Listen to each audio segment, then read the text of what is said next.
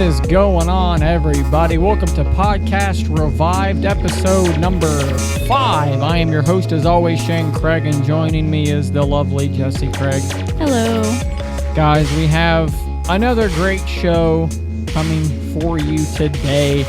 We're going to talk a bit about Nintendo's massive quarter 2 of this last year, massive profits winning for Nintendo.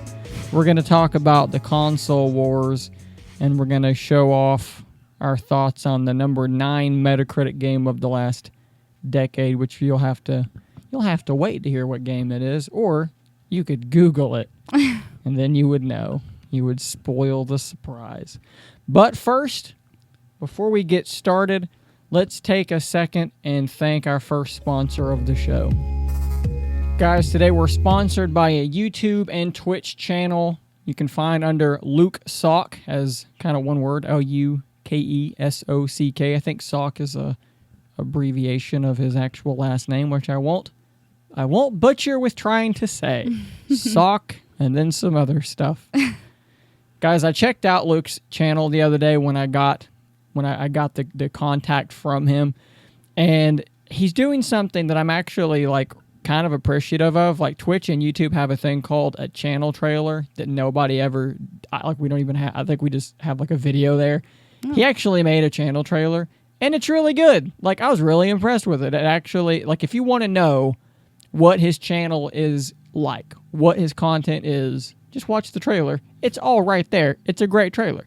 It's genuinely funny. I laughed a couple times. It's well done. He's got that kind of, us young kids these days have that kind of surreal sense of humor. Well, that is very much present and obvious in that trailer. He's streaming games like Five Nights at Freddy's with Freddy. At Freddy's. Are you at Freddy's or are you with Freddy? Who's Freddy? I mean, you're with them too, but I think it's more specifically at Freddy's. Five Nights at with Freddy. I saw The Last of Us. I saw Sekiro. And he's got some other, IRL type videos as well. This guy's genuinely funny and entertaining. Go give Luke some love. You can find him by searching Luke Sock, like I said, L-U-K-E-S-O-C-K on Twitch or YouTube. We'll have a link to his channel in the show notes as well. All right, let's talk about Nintendo for a second. Nintendo is crushing right now. Mm-hmm. I think they're crushing to a level that I don't think most people even fully are capable of appreciating. Okay, so they put out their first quarter fiscal 2021, fiscal years are weird. Apparently, yeah. Q1 of 2021 has already happened. Guys, it's August. What are you talking about? Yeah. It's not 2021. It's delayed. Are you trying to trick me? Or wait, no, we're ahead of it. It's early. It's so weird. It's still 2020. Yeah. Well, anyways, they, so their first quarter fiscal 2021 results, they released them Thursday morning, and they are obliterating their estimates, largely due to the blistering sales of the Nintendo Switch and Animal Crossing. Mm-hmm. Animal Crossing is driving them to all sorts of new, incredible heights. Yeah. They reported a net profit of $1.01 billion that quarter. Oh, my God. Unbelievable. And get this, it was an increase of 541% year over year. 541%. 541% year over year. Their comp was 541%. Unbelievable. The Switch existed last year. Yeah. And was doing very well. I mean, it was already doing really well, but I mean, really, we can credit that this was just the perfect formula for Nintendo. It was the perfect storm. You could call it a Corona cane, if you will. I won't call it that. But you could. I won't, though. I won't do it. Yeah, I mean, between the pandemic, which kept everybody at home, and then Animal Crossing at the exact perfect time. Yep. It couldn't have. I mean, look, I hate to be Nintendo really profiting off this whole pandemic thing, but damn, aren't they though? I'm not gonna. Not in a negative way. Yeah, I wouldn't see it negative because there's one beautiful thing that is happening, which I think Nintendo, their aspirations for this console was going to get it into the hands of people who normally aren't even casual gamers. Right. So they're doing that, but really the beauty of Animal Crossing is that it's turning like our parents into gamers. It's something that I feel like really only Nintendo has been successful with, and they've Yeah. done it repeatedly now. Yeah. They did it with the Wii. Then they really didn't do it with the Wii U. Yeah. They forgot how to do this. Then they rediscovered it again with the Switch. Yeah. And Animal Crossing is tremendous. I Yeah. mean, we've got, my mother bought a Nintendo Switch Yeah. because her sister was playing Animal Crossing. What a Yeah. weird situation this is. And like, it's not a bad thing. Like, it's a good thing. Like, I am. It's a good thing. That was I'm- sorry. That was my Martha Stewart impression. Does anybody remember Martha Stewart, or is I just doing a No, weird thing? I remember her. It's not as It's if. a good thing. But I don't remember her ever saying that. That was her catchphrase. It's a good thing. It's a good thing. Like she would say that, and then Snoop Dogg would be like, "I love weed." Yeah. And It's a then good thing. she would be like in her prison cell, like shanking her roommate, and be Yeah. like, it's a good It's a good thing that you're dead now. Yeah. Anyways, Martha Stewart, everybody. You know, OG Martha Stewart. I like her. But What it was is I saying? it is a good thing that people non-traditional gamers are gaming, Yeah. and that's cool. Yeah. The more people to game, the better this is for everyone. Excuse me, I this Kickstart drink makes me a little burpy, and I was like- trying to not burp into the microphone. I feel like that would be the bad kind of ASMR that the kids don't like. I love the idea of like our parents, our aunts, like our grandparents playing games like this. Yeah, I know that it's giving them kind of a look into what we love about games and living a different life. yeah. This Our is lifestyle choice. Yeah, this is a side note. My mom is not playing Animal Crossing yet. She probably won't. Now you say But- yet as if there's some sort of plan in place. We'll get her. I mean, I don't think that this is her thing, but back in the day, I'd say this is probably about 2010, 2011. I had been gifted a PS2 from somebody. Yeah. It was a used one, obviously, but I was really excited because I had my PS1 up until 2011 as well. So I was playing PS1 games and GameCube games for a long time. But we got this PS2, and we got a few games at GameStop, and one of the games I got, I was really excited to play. It was called The Sims Castaway, I think. The Sims 2 Castaway. It was a Sims game, but you were on a deserted island. You're shipwrecked, and you had to build a base, and you could like enslave. This sounds really bad, but not enslave them. But you could use the monkeys to like gather resources for you that were on. Slave the monkeys. You had to earn their affections, but you could. You had to trick them Yeah. into thinking it was their idea. Yeah, they would go gather resources. That's how, if you're going to enslave anybody, Yeah, that's the real, I can't remember. that's kind of the hack, like you got to make them think it's their Yes. idea. Well, anyways, my mom got obsessed with that game, and she would play The Sims with us a lot when I was younger, back on her old HP PC. That stands for Hewlett Packard. Yeah, our Hewlett Packard PC that we had back in the day. Mm-hmm. But she played this game so much. I would come home from work, and she would have been home already, and she would be like just chilling, playing the game. Enslaving them monkeys. Can't get Enslaving enough. the monkeys. Can't get enough of that. She loved that game so much, and I was so excited. Yeah. It's Like- fun when your parents take an interest in something Oh, that yeah. you love, which it doesn't often happen for some of us. So it is very, very strange. I want to throw one more number at you too, just because this is kind of insane to me. The company sold the company being Nintendo, of course, Yes. sold 5.68 million Switch consoles in that quarter. 5.68 million consoles, up 166% year over year.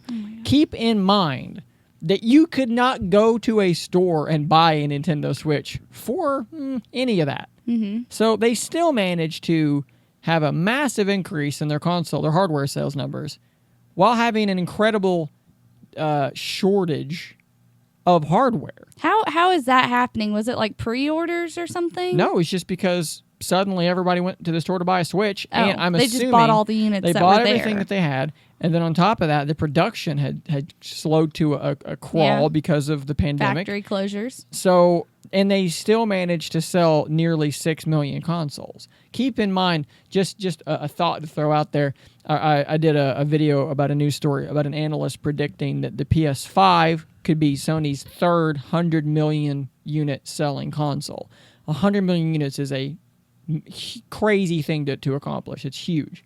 Well, the Switch sold 6 million units last, what did I say, in that quarter. So that's 3 months. Yeah. In a 3 month span, 6 million during a shortage. I mean, that's insane. Yeah. That's absolutely insane. There's no reason for me to think that no shortage around. Perhaps Nintendo sells a tenth of a lifetime 100 million. I think that they're in the 61 million total sold, and the system's been out for 3 years. It's really, 2017. it's not even like through its midlife crisis yet. The system will continue to sell, and they're at 61 million. I mean, what a recovery, what a rebound, what a turnaround for Nintendo after I the think Wii they're U's. going to keep going. I hope so. Gaming is better when Nintendo is good. Mm-hmm. So I'm super happy to see Nintendo in the position that they find themselves in now. Yeah. Way to go, Nintendo. Good job. And also, really, like, we should thank them, too, because we needed Animal Crossing during lockdown. Not that I experienced that, but it was a good way To escape. having to be an essential employee. To escape the hellscape that we Yeah. found ourselves in. And unfortunately, I have not jumped back into Animal Crossing in a long time because I don't need it right now. But Yeah. thank you. I'm sure Animal I'll pick Crossing. it back up at some point. Yeah. As I said in a video here not that long ago, it might have been yesterday, so really not that long ago. We are in a place right now where the PS5, Xbox Series X, they're ramping up. So the console wars are in full swing once again. I could probably make a video every day about the quote-unquote console You wars. should. You know, I probably could. It gets a little tiring, but I could Yeah. probably do it. You could. So I want to pose the question today. Are the console wars truly still here? Where are we? Are they still here? Are we moving on from them? Is there ever going to be a day where they're not a thing? Or can we somehow escape this quote unquote console wars thing? I think we're on the last leg of the console wars. I would like to agree, but I don't know that I do. I think human nature is hard to get away from. I remember. Let's go back to. So I remember some of my first real gaming experiences where I was playing. You know, my first game console was the NES. It wasn't mine; it was my brother's, and my brother had the SNES. Aw. My first system that was mine. The N64 was even kind of the family system, but it was primarily me playing It it. was a good console. It's a great console. Ugh. I was, full into Nintendo, like, and then it's not as if I had a conscious thought in my head of that I was like, Nintendo's the best. It was just that, like, I've always played Nintendo. Yeah. So then when the first place where I began to diverge, there began to be a question. The PlayStation came around. We eventually got a PlayStation. But, like, I still played more of the N64. And then, and of course, the PlayStation, I feel like, was much later. Was it a PlayStation 1 or 2? PlayStation 1. So Cool. we got that later on, probably at, like, a yard sale or something, because that's how we got everything. Yeah. Like my Game Boy, when I got my Game Boy, it was from a yard sale. Yeah. That's how we got stuff. So it was way after. Mine So when I remember when PS2 and the GameCube were coming out. This is pre me having, proper internet. So it wasn't as if I was, on the internet reading the specs and Yeah, that was not a thing. That was not for me anyways. And at that point, I remember that my best friend at that point, he, for whatever reason, was leaning, he wanted to get to PS2. He thought, and that's where he was going to go. And I thought, well, I've always said Nintendo, I'm going to get the GameCube. Mm-hmm. And I remember that was my first moment where, like, it was like, I remember, so I got my GameCube, And, there's some good games on the GameCube, not to be disparaging of the GameCube. I loved my It was a GameCube. great system. But something happened. One day, he came over, and he brought his PS2 with him, which was just, I don't know if you remember the original PS2. It was a honker. That thing was huge. It was a thick boy. He brings this PS2 over. We go into my bedroom, hook the thing up, and he's like, check this out. And he boots up Grand Theft Auto 3. And it blew my mind. I was like, I've made the wrong choice. I've bought the wrong system. This is unbelievable. Just Wow. driving around. I mean, it blew my mind. I had never experienced anything like this game before in my life. Yeah. You could go anywhere. Was it Vice City? No, Grand Theft Auto 3. Oh. That was the first, third-person I don't perspective. remember that one. Oh, it was the one before Vice City. Oh, okay. It was the one that introduced GTA in its current form. Oh, and yeah, that's right. Not the top down. Right, exactly. Never seen anything like that before, and it blew my mind. And it was at that moment that, as a young mind, you have a choice to make. You either say to yourself, I still like my GameCube, but there are PS2 games that I like. So you start to feel insecure because you've bought this box. You've, in my instance, you've saved, you've done yard work. You've done everything you could to make extra money, and you've bought it. And now you're thinking, have I made a mistake? Yeah. So, like I said, you can start justifying the decision you already made because on some level, you're committed to it. And if you're young and don't have a lot of money, you're really committed to it. Yeah. And that feels bad to have committed your money to the wrong thing. Or you can say, I committed my money to the wrong thing, accept that bad feeling, and then try and decide if I'm going to save up for a PS2 now or what my next move is. Yeah. I mean, if I'm being honest, I didn't get a PS2 until way later, until I think I might have been, good Lord, maybe I was working. Yeah. So you're like 16, 17? Yeah, I might have been working, and that's how I got. Maybe I was doing something to earn money, something. But I committed to it, And then when I remember when the, I wound up getting the Wii instead of the PS3 and the 360 because it was cheaper, and then I had to justify it. Then people would be like, I'm playing the new Call of Duty. And I'd be like, well, I got waggle controls. So I can't do that. And I'd be like, and I remember there was a game called, maybe it was called Red Steel. I think it was called Red Steel, made by Ubisoft. And it was a first person shooter. And you would aim at your TV. Mm-hmm. And I remember almost debating with people oh, well, aiming at your TV is almost as accurate as using a mouse on a computer. It's better than using a joystick. Mm-hmm. Except the controls weren't that good. Well, they worked fine, but turning sucked because how it worked is if you got your pointer to the edge of the screen, he would just start turning. Yeah, but then you're not very accurate. So anything in the middle of the screen, you were really accurate. But then rotating just felt weird, and you could get used to it. But anyway, it doesn't really matter. The point is that I tried to justify. I tried to explain to people why this was better, why gameplay was king, and the graphics that sucked didn't matter because it was all about how the game played. And I wasn't as aggressive as some of these kids, but no, it's not really your nature. No, so. but I loved what I loved, and I felt threatened by other people's, ability to buy things that I couldn't afford. It made me feel insecure. And I think that there's... Maybe a little envious? Yeah, for sure. And I think that there's something to that. So it's like when, I'm fully invested into the PlayStation ecosystem. So when I make a video saying, hey, this Xbox Series S, rumors are it's going to be really cheap, and it could be a really great entry point for people to get an Xbox. And I get PlayStation fanboys coming in the comments being like, dude, it sucks. It's not going to even have ray tracing probably, or it won't be able to run the next Grand Theft Auto based on something I've made up in my head. It's because they're feeling threatened.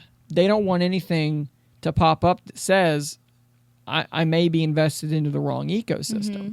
And I don't know what the antidote to that is. I don't know how you fix that problem other than us just getting to a world where games are games and systems are systems, but Yeah. there are no exclusives anymore. Yeah, I like that idea. I didn't really experience the console wars until, honestly, like my adult life. Yeah. I didn't have a heavy online presence, so I also was not like into games media either. I didn't know that was a thing that existed until I was pretty much also like an adult. Right. Me and my few friends that I had, if one person had a different console and we would go and get different consoles so that we could experience both sides. But the kind of games that we were playing didn't require like online gameplay, which is Sure. not really something that I knew about until I was in like middle school or Yeah. high school. Yeah. So that wasn't something I was interested in anyways. But like I would have a GameCube and my friend had, she had like a PS1 or no, she had PS2, and we would just take our consoles over to each other's house and take turns playing different games. That was a big thing.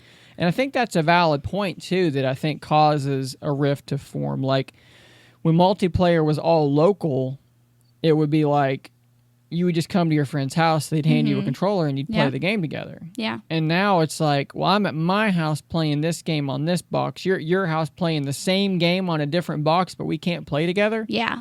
Like, that sucks. And Yeah. then that starts being like, man, you should just get a PlayStation. The Xbox sucks. You Yeah. should come over.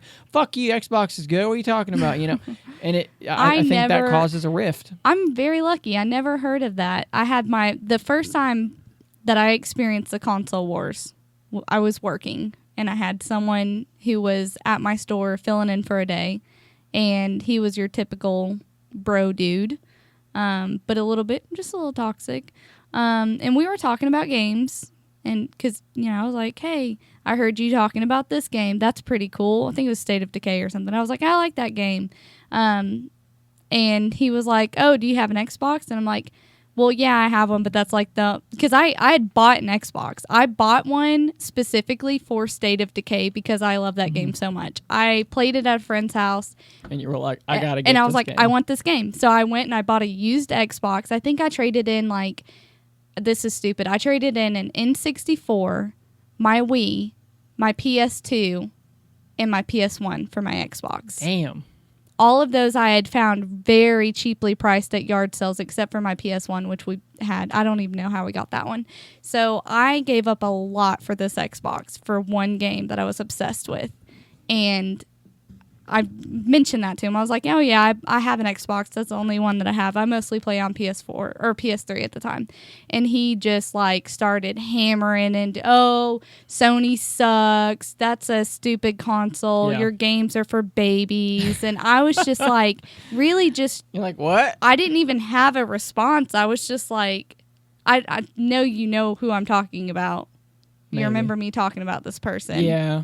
And one of our other coworkers kind of joined in and added to it. And then my boss, who was really immature, really started egging it on too. And I was just kind of getting bullied by these Microsoft fanboys. And I was like, what the hell is happening? Yeah. And then that makes you, if anything, what that's going to do is that's going to make you be like, fuck these guys. Yeah.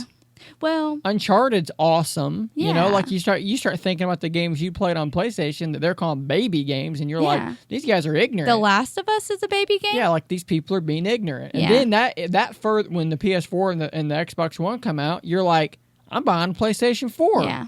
Because fuck them. And All then, I wanted to do was just talk about some games. I was just like, oh, he likes to play games. yeah, I like to play that's games. a common ground. We're both nerds. Let's Yeah. talk about that. Yeah. If you really stop and think about it, imagine a world where let's say the new Avengers movie comes out, and you're like, man, I can't wait to see that Avengers movie. I've heard those movies are really good. And so it comes out, and you're going to go to the store, and you're going to rent that movie. You're going to buy that movie. And you get there, and it says Avengers, I don't know which number we're on. 7, 6. I don't know. I I'm don't making know. this up. Avengers whatever. And it says exclusive to Disney branded Blu-ray players. And you're like, What? damn, I've got a Sanyo, and you can't watch that movie on your Sanyo. You got to buy, and the next to it is a Disney Blu-ray player that's got a chip in it that lets it play Disney movies, and you're like, man, that sucks. I can't even watch this movie. I'll go get it digital, and it's like, oh no, you got to have the Disney box to download that movie. That would be so horrible and weird and awful. Or imagine that like a new album comes out from a band, and it's like, nope, Apple only. Got to have iTunes. Can't. That would be horrible. Yeah. But in video games, we accept that as just the way it is. Why is that the way it is? It's kind of like, it's so crappy in a way. It's like you're literally putting a lock around art, and you're saying this is only for some people. Yeah. And the good news is that there are a lot of games that are non-exclusive. You gotta get away from exclusives or something. I think that's I would agree. There are a lot of games that are non-exclusive, but there are still a lot of games that are exclusive. And right now we have we have three companies. Nintendo's Nintendo. Like, the fact that you could play a Mario game on your Android phone or your iOS device is kind of still mind-blowing to me. Like, I never thought that day would come. And I think that they're probably still pretty far, away from this eventuality. But so let's just kind of like, we're gonna leave them out of the conversation. Ever playing the new Mario game on my PlayStation? It's really hard for me to wrap my brain around that. So like, let's just exclude them. However, Sony and Microsoft, we have two very different approaches right now. Sony is still very much playing the exclusive game. Yeah. And more power to them, because they're trying to sell hardware. They're trying to sell the PlayStation 5 to you. So how do you sell the PlayStation 5? You say, well, there's Horizon, there's Spider-Man, there's, whatever else, and you can only play these games on PlayStation. And I get it, because that's their goal, is to sell hardware, to sell software. Microsoft says they're doing, and look, you can argue which one's better, which one's worse. It really is going to be dependent upon what your end goal in mind is, because that's going to be, it's how you frame things. Microsoft says, here's Halo Infinite, which you can talk about how it looks or whatever if you want, but here's Halo Infinite, and you can play it on Xbox Series X. You can play it on your PC. Maybe you can play it on Xbox Series S when you announce it. You can play it on your phone on Game Pass. Which is bonkers. You can play it on whatever. It doesn't really matter to us. We just want you to enjoy our game, and that's how we're going to get you. We don't care about the hardware. Like I've said in another video, I've got a computer right there. Microsoft is not trying to sell me an Xbox Series X. Yeah. They know that there's no reason for me to buy one, and that's by design. They don't care. So if the PS5 doubles the Xbox Series X's sales, as some analysts are predicting, that doesn't intrinsically mean a loss for Microsoft, because Microsoft isn't playing the same game as Sony. It's like if you've got, it's like when you're a kid and you're playing a game that you've made up with your friends. And you have your own rules. And you're like, well, I touched the tree first, so I win. And they're like, no, because I've got the ball, and the ball, and it's like, you're not even, like, you're playing different games. Like, there are no rules to this. So in a way, I feel like I laid out an argument for why the console wars will never end, because we'll never have a time when people aren't conflating themselves with their purchases. Yeah. When you aren't a PlayStation gamer, thereby offended, insecure, and attacked by anything Xbox does that's good. I don't know if that's ever going to go away, because that's just human nature. I'm also laying out a groundwork where if the game being played is no longer who sells the most boxes, it's going to get harder and harder to say who is winning at the war. We've already got to a place where it's going to be unclear who's winning. Yeah. And I think as adults, well, you and I being adults, and a lot of people, we've probably outgrown the console wars. As you get older and more dependent and able to more financially secure as well makes a big difference, because you're no longer deeply tied to your purchase because it wasn't that big of a deal to you. And I think having a PC broke me out of, which I was never involved in the console wars. Yeah. I'm a conscientious objector when it comes to that. It's definitely pulled me where even before the PS4, I really wasn't in that mindset much anymore. But by being a PC person. I am 100%. I don't care. Yeah. I don't care who wins. No. I care that there are fun games Mm-hmm. and that as many people as possible get to play them. I'm pulling, like, right now, the closest I'm going to get to the console wars, and I'll probably end on this. I could talk about this for a long time, but I'll probably end my stance on this. Right now, I want to support Microsoft because I like what they're doing. That mindset of just play our games wherever you want to play them. I owned one game, one console from Microsoft. Yeah, I've never owned an Xbox. That's it. You saw my one game and my my Xbox. And I mean, really, like, I've been Sony since I was a kid just because we grew up playing Tomb Raider. Love that game. Oh, that's another thing. I just want to put this out there. Tomb Raider was exclusive to Xbox One, I think, where it was like a delayed release for everybody else. Yep. That broke my heart. I was so upset about that I had to wait a year to get to play Tomb Raider. Their reboot. Yeah, I hate that stuff. It's terrible. Just want to throw that out there too. Yeah. Yeah, I think that's where I'm at. But I'm in support of what Microsoft is doing right now. So let's take a moment and thank our second sponsor of the show. It's a YouTube channel called The Love of Acting.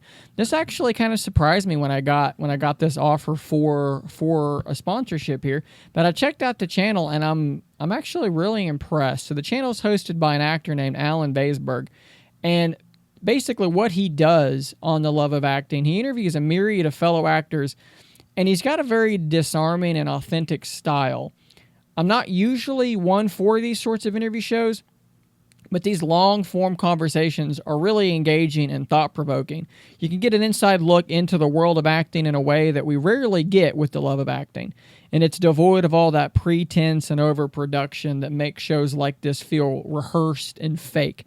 What Alan is doing here is it's real and grounded. It feels grounded, and it's definitely worth a watch. I personally, I think the first time I really saw an actor being interviewed in a way that was longer form, and it didn't have that feeling of, okay, so these are the questions you're allowed to ask me. Here's how I'm going to respond. You're going to smile. I'm going to smile. We're both going to look good. And it was just a real conversation with something like Joe Rogan's podcast. And you can like or dislike Joe Rogan. You're free to have an opinion there, but I think the point still stands. We've gotten all sorts of revelations from these sorts of. It's not really even an interview. It's a conversation. Yeah, they're just conversations. I think what Alan is doing here is very similar. They're just conversations, and because he's an actor and he's talking to these other actors, they sort of speak the same language. There's a sense of trust and a sense of openness there that you might not get from your typical TV, actor interview kind of show. So definitely check them out. You can find The Love of Acting on YouTube and in a link in the show notes. So give them a look and let them know that Scary If Literal sent you. So let's close the show with the number 9 game of the last decade, and it is Red Dead Redemption. Oh. We don't have a ton of time to devote to this segment, but I have very good memories of playing Red Dead Redemption. It was I think my strongest memory of Red Dead Redemption, and this would sort of predict what games I would love the most down the line, was an instance that happened in the multiplayer facet of the game, which I don't know, maybe a lot of people played. I don't know. I didn't play it ever. So there was a multiplayer component, and how it worked is when you spawned in, you would start off with a crappy little donkey as your horse, and as you leveled up, you'd get better, faster horses. Well, you start off with a donkey, and I remember we all got together, and I had another buddy that jumped in the server with us, and it spawned him very far away, so he was riding his donkey, towards us. And here he comes, and as he's approaching, I looked at him, I saw him coming, and I pulled out a throwing knife, and I turned, and I threw the throwing knife, and it hit the donkey square in the forehead. The donkey just kind of like crumbles to the ground. And it just kind of like slides because he's got momentum. So he just kind of crumbles and goes and my slides. God. And my buddy's character very nonchalantly just pops up off the donkey, just pops up, brushes the dust off him, and just looks at me. And I lost my mind. It was the funniest thing I had ever seen because it just looked so like he was like, you killed my donkey. He could not give two shits less about what had happened. No, it respawns later and it's fine. The donkey was fine. Can't believe you killed a donkey. It was so funny. It's vicious, Just though. watching him just slide because he's still riding him as he's sliding. It was, man, it was really, really fun. Oh, man. You can have a lot of fun in that game. And Yes. then, I mean, look, the campaign was where it was at. The game was beautiful, especially for the time. And it gave you that GTA style sense of openness, Yeah. exploration. One of the first things I did when I got that game was I went into a town, I had my lasso, and I lassoed a person. I threw my lasso at some woman, and I pulled her over to me, and I tied her up, and I was like, this is crazy. Like I just tied this woman up, and I was like, now what am I gonna do? And I thought, oh, it's the old West. I'm putting her on a train track. So I scooped her up, jumped on my horse, found a train track, laid her down on it in front of a train, and I was like, let's see what happens. Train comes through and hits her, and a freaking trophy pops. Oh, my God. And the trophy's title was Dastardly, and the icon was like the little mustache you Oh would my twirl. God. And I was like, this is the game for I me. love this it. This is it. They not only expected me to do this, they wanted me to. Yeah. They Yeah. wanted me to do this. Yep. And I was like, that's great. I played that game after moving in with you. Mm-hmm. I didn't play it before, didn't know anything about it. Just took that game because you had a collection Yep. that I never played before because I had 3 games. God almighty, I have so many PS4 games Yeah. and PS3 games. Holy you crap. had so For PlayStation many. Plus. I Yeah. had PS Plus from the word go. I didn't even know what that was And when I every moved in game- with you. I was like, you get games? Every game that popped, if I was going to play it or not, I'd redeem it. Yeah. So I've still attached to my account. I mean, we're talking hundreds of games. There at are this so point. many. And I've not played probably 3/4 of them. Yeah. Not even downloaded them. Yeah. But Never will. I played that one. I was like, oh, what's this game? You're like, oh, it's GTA, but you're a cowboy. It's Grand And Theft I was Horse. like, I played Vice City so much, I ruined my disc. So I popped that in. I'm trying to play the game, which the campaign was fun, but Except Mexico. I loved exploring, which, by the way, I love the Western feel. I love Yeah. the atmosphere. I love the ecosystem. It was great. My favorite thing that I did on that game, after I'd pretty much gotten to the point where I was getting into difficult missions I didn't care about, I got to Mexico and I was like, I'm going to lasso this donkey and I'm going to try and take it to the States. And I was on my horse. You're going to be an American donkey. I was on my horse and I got my donkey and I tried to get him on the train. That didn't work. But I took my donkey across the border to America so that he could live a better life.